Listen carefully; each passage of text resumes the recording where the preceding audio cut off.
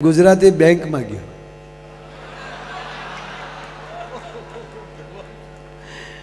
હું કીર્તિભાઈ ભણતો ને એટલે બોલો હું ભણતો બોલો હાવ એક ઝીણી વાત કહું, હાવ ઝીણી વાત. હું ભણતો ને ભાઈ તો ખરેખર મને મારા શિક્ષકો મને બહુ પ્રેમ કરતા, મને બહુ મારું ધ્યાન રાખતા. હા, એ મને ક્લાસમાં ઊભો કરતા. હું કામ બધા મને જોઈએ કે ને, બીજું નહીં કે કીર્તિભાઈ મારા શરીરનું એટલું બધું ધ્યાન રાખતા કે આ છોકરાનું બોડી મજબૂત બને એટલે મને ઉઠબેઠ કરાવતા.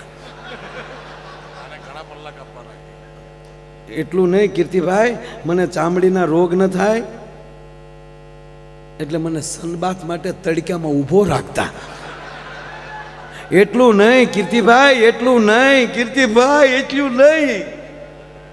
મારા અક્ષરો એટલા બધા હારા થતા ને મારા સાહેબને એટલા બધા ગમતા ને તો મને એકનો એક પાઠ 10 વાર લખાવતા. અને હજ તો ક્યારે થતી કહું, મારા શિક્ષક મને એટલો પ્રેમ કરતા, મને બીજા ધોરણમાં જવા જ ન દેતા.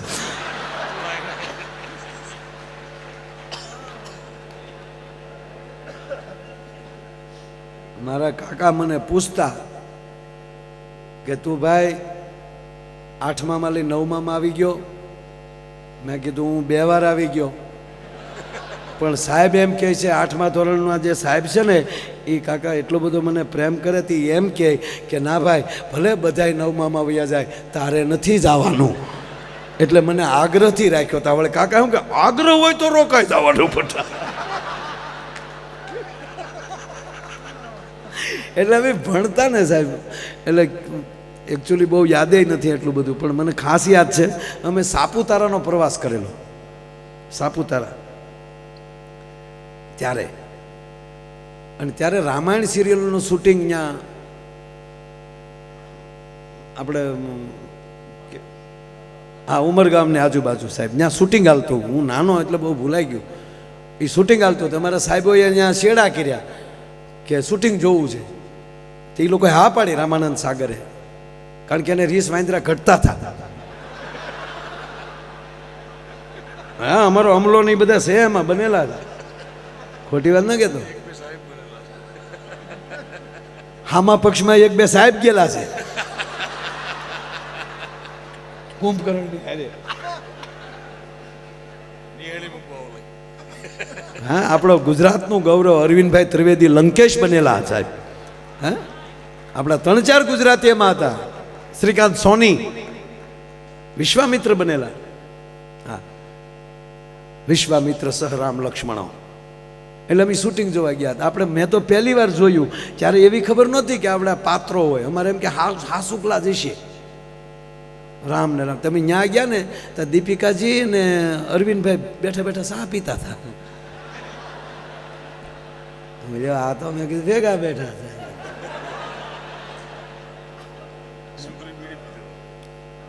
ઘણું છું. અરે કમંડળમાં સાહેબ, વિશ્વામિત્રના કમંડળમાં જ તે, એટલે ટૂંકમાં એ જે આપણા શ્રીકાંતભાઈ સોની, શ્રીકાંતભાઈ સોની એમાં બીડિયું ને બાકસ નહીં રાખે. જોયેલું મને યાદ છે, કારણ કે પહેલું જોયું એ ભૂલાય નહીં. પણ આપ બધાને ખબર છે કે જે શૂટિંગ હાલતું હોય ત્યારે ડબિંગ ન હોય, અને એ વાતો થતી હોય એ કે ડબિંગ ન થતી હોય, એ તો પછી ડબિંગ પછી કરવાનું હોય ને. એ ઓલા મ્યુઝિક ઉપર હાલતું હોય તો એ બધું હાલતું હતું. મેં પહેલી વાર શૂટિંગ જોયું, આમાં લડતા હતા ને બધા, પાછા વાતો કરતા જાય કે તમે કેટલા ભાઈઓ હતા? કે અમે 4 ભાઈઓ. ધંધો શું કરો છો? તક 2 રાક્ષસ છે ને 2 વાંદરા થયા. પગાર શું છે? કે રોજના 150-150 રૂપિયા નક્કી કર્યા છે.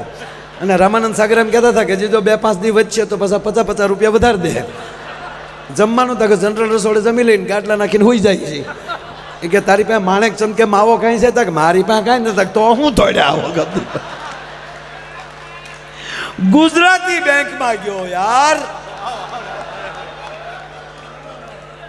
આપણો ગુજરાતી બેંકમાં. મુંબઈ મહારાષ્ટ્રની બેંકમાં ગયા. ત્યાં જઈને બેંકમાં જઈને કીધું કે ભાઈ 50,000 રૂપિયા લોન લેવી છે. કે ઈકડે આ તુલા અહીંયા ભાઈ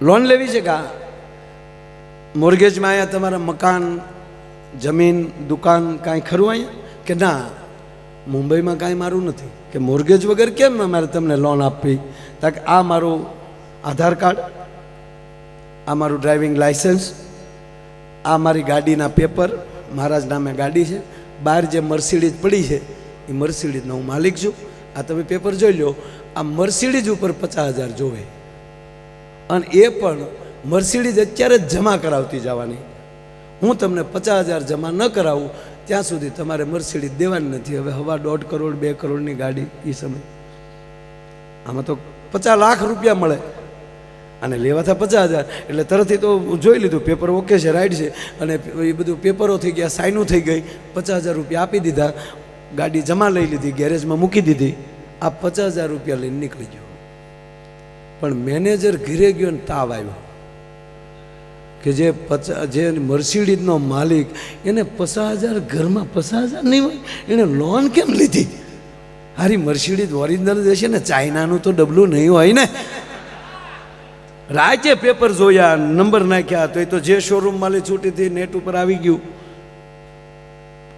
કે સરસ ગાડી તો મર્સિડીઝ છે પણ આને રોજ ઓફિસે આવે ને મર્સિડીઝ ભાડે ને બેંકે આવે ને મર્સિડીઝ ભાડે ને તાવ આવે ઓલો 1 મહિને આવ્યો 1 મહિનાનું વ્યાજ આપ્યું 50,000 રૂપિયા આપ્યા અને કીધું કે લ્યો સાહેબ આ 50,000 રૂપિયા આ તમારું 2,000 વ્યાજ લાવો મારી ગાડી લાવો મારા પેપર નો ડ્યુ સર્ટિફિકેટમાં સાઇન થઈ પેપરો પાછા આપી દીધા ગાડીની કી આપી દીધી પછી મેનેજરે કીધું કે ચા પીશો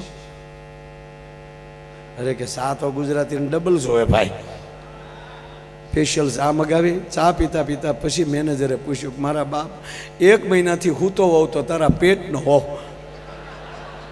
એટલે શું તમને વાયુથી કે વાયુ નહીં તારી ગાડી આ લોન અરે પણ સાહેબ એમાં હું જ જવાનું હોય ને આમાં કાંઈ તમારી પાસે ગાડી તક ગાડા એ નથી કહેતો તું મર્સિડીઝનો માલિક અને તને 50,000ની જરૂર પડી કેમ તાકે એ તમારે સાહેબ જાણવું હોય તો એકવાર મરી જવું પડે ને ગુજરાતમાં જન્મ લેવો પડે એ કે ભાઈ મરવું ને પાછો જન્મ લેવું જાણવું એની કરતાં કહેતો તો હજી 50,000 હું મારા ઘરના દઉં અરે સાહેબ એવું કાંઈ નહોતું મારે 1 મહિનો ઓસ્ટ્રેલિયા જવું હતું મુંબઈમાં કોઈ મારો મિત્ર નહોતો ક્યાંય ગાડી મુકાયું હતું નહીં અહીંયા પાર્કિંગમાં મૂકું તો પર ડેના 700 રૂપિયા હતા અને એ નો ગેરંટી કૂતરાય બેસે સેકલાઈ સરકે ગાડીની સલામતી નહીં એટલે પાર્કિંગના 1 મહિનાના 21,000 રૂપિયા ભાડું થતું હતું એને બદલે 2,000 રૂપિયામાં તમે અમારી ગાડી હાચવીને ઉપરલી 50,000 1 મહિનો વાપરવા આપ્યા આ ધંધો કરાય ને સાહેબ એ આપણા ગુજરાતી છે એટલે કહેવાનો મતલબ આપણી પાસે બધું છે આપણી પાસે કળા છે સંસ્કાર છે પણ મારા બાપ હપ રાખજો અહીંયા ગુજરાતી બનીને રહેજો અહીંયા જ્ઞાતિ વાતીના વાડા ન રાખતા ત્રીજી વાત આયોજન કોઈ પણ કરે અને ગુજરાતી કાર્યક્રમ હોય ત્યારે આ દેશમાં બીજા રાજ્યોના માણસોને થવું જોઈએ કે ભલે એમાં અમે નથી હું એમ નથી કહેતો મને લાવો હું તો ઘનશ્યામભાઈને ઘણી વાર આવી ગયો છું સાહેબ કોઈ પણ કલાકાર એ ગુજરાતની ગાથા ગાઈને જશે સંસ્કૃતિની વાત કરીને જશે જ્ઞાતો જ્ઞાતિથી આપણે ઘેરાણા છીએ બાપ અહીંયા નહીં અને અહીંનું દ્રષ્ટાંત અમે ગુજરાતમાં દઈએ કે ને એવું અહીંયા ભાવ છે એટલે કહેવું પડે છે સાહેબ કે આવો ઓસ્ટ્રેલિયામાં આવો અમેરિકામાં તમામ ગુજરાતી એક બનીને રહે છે અને આવા રૂડા કાર્યક્રમો હોય ત્યારે 18 વરણ ગુજરાતી બનીને બેઠા હોય છે ને આપણે ગુજરાતી બનીએ આપણે ભારતીય બનીએ આ દેશના રખોપા કરીએ જેમાં કમાઈએ છીએ એમાં આપો એ આંબાને ખૂબ ખાતર નાખો પણ ફળ મોકલો તમ ત્યાં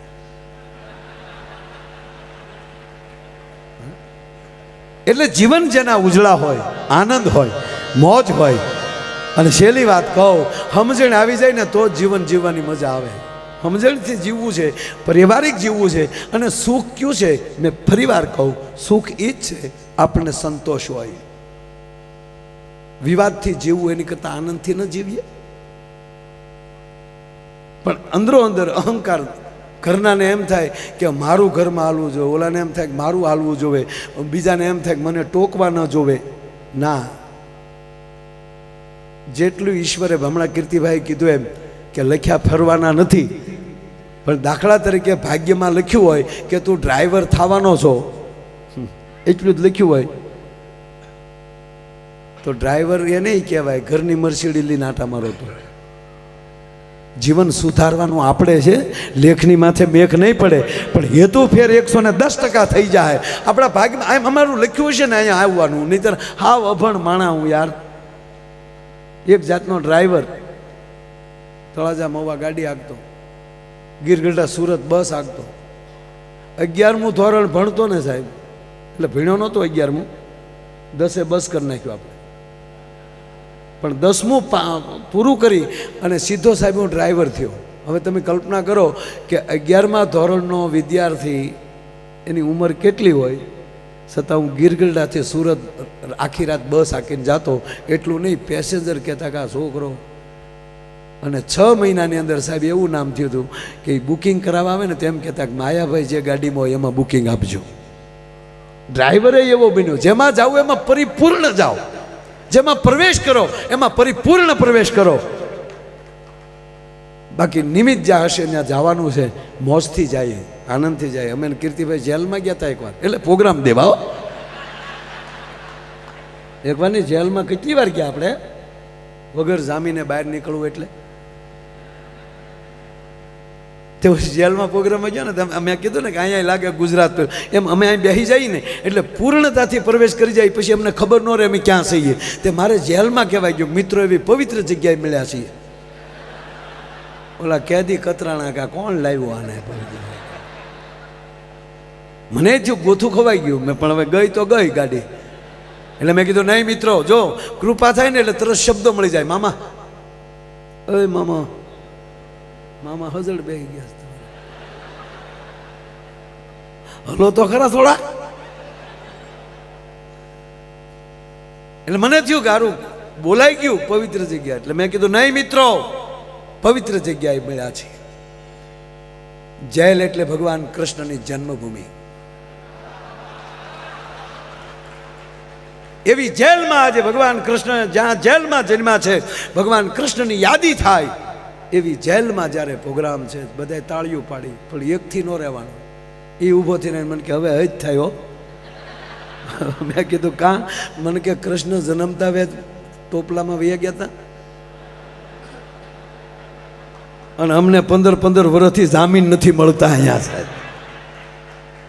પણ જીવન જેના હસમુખા હોય, આનંદી હોય અને આનંદ કરતાં કરતાં જીવીએ, અને જેની સાથે બેસીએ ભાવ અને પ્રેમથી જીવીએ, એકાબીજીને મદદરૂપ બનીએ.